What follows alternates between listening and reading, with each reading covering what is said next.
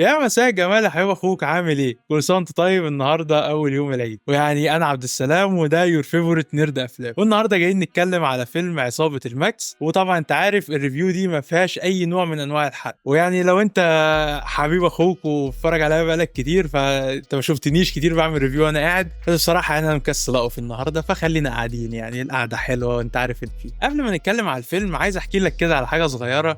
شفت الفيلم ده في سينما مترو، وسينما مترو دي دخلت فيها اول فيلم في حياتي. المهم ان القاعه دي كان اول مره اشوفها، كانت قاعه كبيره جدا. غالبا هحط لك صورتها هنا حسب بقى ما الايديتور يشوف، وانا الايديتور بالمناسبه. يعني القاعه دي كان شكلها عتيق قوي وكراسيها قصيره، وحسيت ان انا في قاعه مثلا من القرن الماضي. هي كانت حاجه كده اشبه بقاعه السينما اللي في فيلم انجلوريوس باسترز اللي هي شوشانه حرقت فيها الفوهر. فانا كل اللي كان ناقص انا كنت مستني وش شوشانه يطلع على شاشه السينما يعني. وبس كده، خلينا دلوقتي نخش في الفيلم بتاعنا. قصه فيلمنا بتحكي عن المكسيكي، او زي ما هنقول عليه بقى في الريفيو الماكس زي ما هو موجود في الفيلم، وعامل دوره احمد فهمي. والماكس هو شخص بيعمل عمليات شمال وحرامي ونصاب، والمفروض ان هيتم تكليفه من دكتور الحلو اللي عامله خالد الصاوي ان هو هيهرب تابوت ومومية الملكة كليوباترا. فالماكس هيجمع افراد عشان يكون عصابته اللي هيساعدوه في التهريب، وعصابته دي هتتكون من نفسين اللي هو قصقص، والبارون اللي هو حاتم صلاح، وجيجي او جمال اللي هي روبي، والرقاصه لبلب. وبس. وابطال فيلمنا هينطلقوا في مغامرته. الفيلم انت ممكن تبص عليه من منظورين.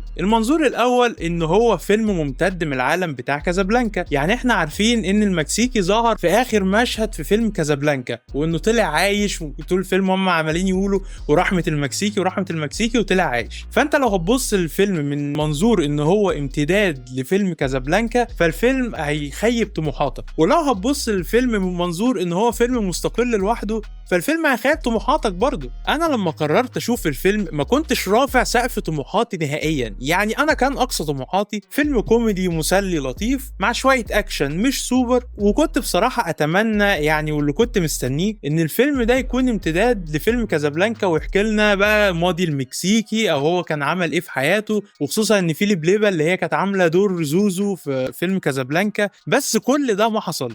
يعني انا تقريبا طول الفيلم ما ضحكتش غير مرتين بس، والمرتين كانوا بسبب حاتم صلاح اللي هو يعتبر احسن ممثل في الفيلم. والاكشن حتى ما كانش عادي، لا ده كان اقل من العادي. يعني في مشاهد اكشن انا كنت قادر اميز بكل وضوح ان اللي عامل مشهد الاكشن ده الاستانت بتاع احمد فهمي مش احمد فهمي شخصيا. فمشاهد الاكشن اتعملت باستسهال. اما بالنسبه للاستاذه روبي دي ارمس يعني اللي بتعمل مشاهد اكشن بالفستان، بصراحه مش هنتقد المشهد ده لان هو كان كويس نوعا ما، بس في نفس الوقت انا قادر برضه اميز ان دي الاستانت مش روبي شخصيا. واستاذه لبلبه يعني انا مقدر ان انت عايزه تعملي دور وتخشي في الشخصيه وبتاع، وهو اتحكى في الفيلم ان انت كنت في شبابك رقاصه مشهوره وكل حاجه، بس انا عايز اعرف مين المؤلف المريب اللي كتب المشهد بتاع ان لبلبه ترقص بلدي. ليه؟ والله ليه؟ وليه انا اشوف حاجه زي كده؟ وليه هي توافق تعمل حاجه زي كده؟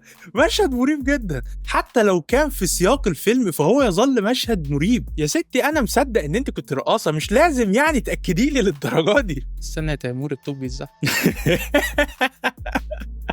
فالفيلم ما كانش زي كازابلانكا، لا على مستوى الاكشن ولا الكوميديا ولا السيناريو ولا الحوار ولا اي حاجه. وكان فيلم كازابلانكا احسن منه، برغم ان فيلم كازابلانكا فيه مشاهد واضحه وصريحه انها منحوته من افلام تانية، بس يظل برضو احسن من فيلم عصابه الماكس. ده حتى طريقه الكلام اللي كانت مميزه بين الشخصيات في فيلم كازابلانكا مش موجود زيها في فيلم عصابه الماكس، وده بسبب تغيير المؤلفين والمخرج. الفكره انك ليه تسمي الفيلم باسم شخص كان ظهر في فيلم تاني، والفيلم ده ملهوش اي علاقه بالفيلم التاني. يعني المكسيكي اللي ظهر في كازابلانكا، لما انت تيجي تعمل لي فيلم تاني اسمه المكسيكي، ما طبيعي انا هربط بين الشخصيتين، خصوصا انه نفس الممثل. بس اجي اخش الفيلم ده يطلع ملهوش اي علاقه بالفيلم ده. طب ما انا دلوقتي وضعي ايه في العبث اللي بيحصل؟ يمكن من الحاجات القليله اللي كانت حلوه في الفيلم هو تقديم الشخصيات في الفيلم، واللي خلاني اتعاطف مع ابطال الفيلم او عصابه الماكس. فخلق التعاطف ده مع الابطال دي بصراحه كانت بوينت تحسب للفيلم. بس تعرف يا حبيب اخوك، الفيلم ما جاوبش على اهم وابسط واوضح سؤال في الموضوع ده كله، والسؤال اللي موجود من فيلم كازابلانكا: ليه المكسيكي اسمه المكسيكي؟ ما هو ملوش اي علاقه بالمكسيك، ليه بقى اسمه المكسيكي؟ الفيلم ما جاوبش على ده حتى. بس تعرف اللي زعل يا حبيب اخوك، ان انا شفت فيلم مستر اكس اللي هو الفيلم اللي قبل ده على طول لاحمد فهمي، وطلعت فيه عيوب قد تكون مقاربه للعيوب اللي انا بطلعها دلوقتي في فيلم مستر اكس. فمش هتعلم بقى وما اروحش اشوف عصابه الماكس، لا ازاي؟ ما بقاش عبد السلام نرد افلام رحت شفته وطلعت نفس العيوب. يعني تعملش زي عمو نرد افلام وتقع في نفس الغلطه مرتين. وطبعا حس ان روبي موجوده فلازم روبي تغني، فالاستاذه روبي بتقول ايه: خد بوسه وانسى الحوسه اللي انت وقعت فيها. فان انا ممكن انا اخد البوسه وانسى الفيلم اساسا. ودلوقتي وصلنا لاخر ريفيو بتاعتنا ونخش في التقييم. وتقييمي لفيلم عصابه الماكس هو 4/10. فيلم من رايي الشخصي مش ريكومندد وما عجبنيش بالقدر الكافي بصراحه كده. يعني حبيب اخوك، انا لو كنت كملت الريفيو دي على فيلم انجلوريوس باسترد زي ما اتكلمت عليه في الاول، كان الموضوع بقى الطف بكتير. فلو بتتفرج لحد هنا، عايزك تعرف ان انا بحبك وعايزك تاكل لحمه في العيد وتنبسط كده والدنيا تبقى حلوه. اتمنى تكون شربت كوبايه الشاي بتاعتك. لو انت عندنا على فيسبوك فدي بيج جديده، اعمل لايك بقى وهات صحابك وحبايبك. ولو عندنا على يوتيوب سبسكرايب بقى، الحاجات اللي انت عارفها دي. يلا سلام عليكم. قفل يا